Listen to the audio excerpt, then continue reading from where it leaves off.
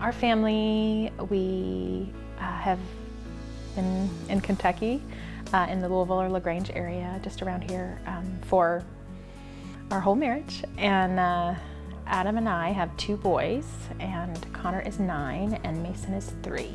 Connor has a neuromuscular disease called spinal muscular atrophy.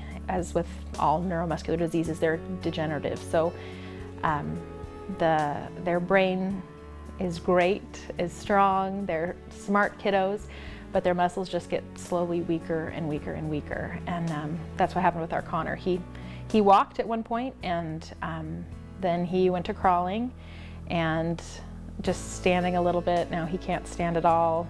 Definitely can't crawl. Every once in a while he can get up on all 4s just for a minute, but he uses a wheelchair pretty much for everything. So Connor knows how to do everything for himself, but he just physically can't. So he needs help with going to the bathroom. He needs help with grooming, like just combing his own hair. He can't quite reach his arms up to comb his hair. Doesn't quite have the strength to brush his teeth, but he knows he should and knows how. We help him with bathing, transferring in and out of the bed. We also have a stander, which is just kind of a big machine that we set him in, and then it moves him up to standing so he can get stretched out really well, and kind of helps with his bone strengthening, as well as his kind of like breathing, opening up his chest. And so we do that every day. There's stretches we have to do, because if you sit in a wheelchair all day long, your muscles starting to tighten up. And so we have stretches we have to do every day with him. And eventually, we do know they're watching right now, he has scoliosis, just the beginnings of it, just from sitting in a wheelchair all day. And eventually, we do know we'll have to have surgery for rods to be put in his spine to just kind of strengthen that and straighten it back out. So we know that's in our future, and he knows, and it's kind of frightening, but people do it, and we'll do it too when the time comes. It just changes everything, because you realize that you have to fit so much more into a day, but you also have to allow time for him to be a kid.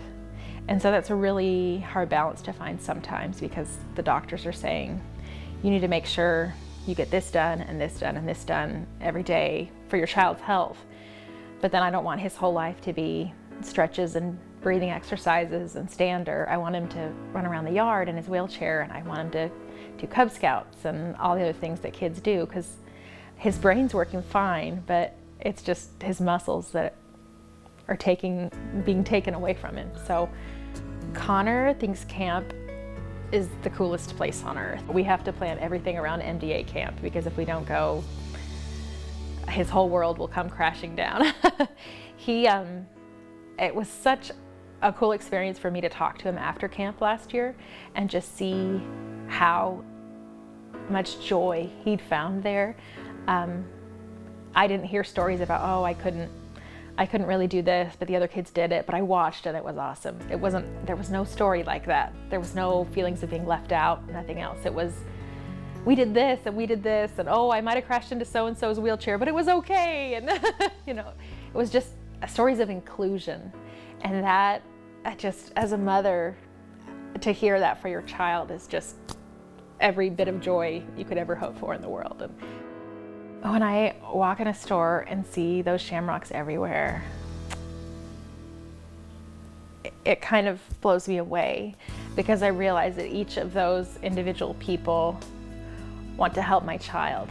And the hardest thing as a mom is to see your child go through and suffer, and there's absolutely nothing you can do about it.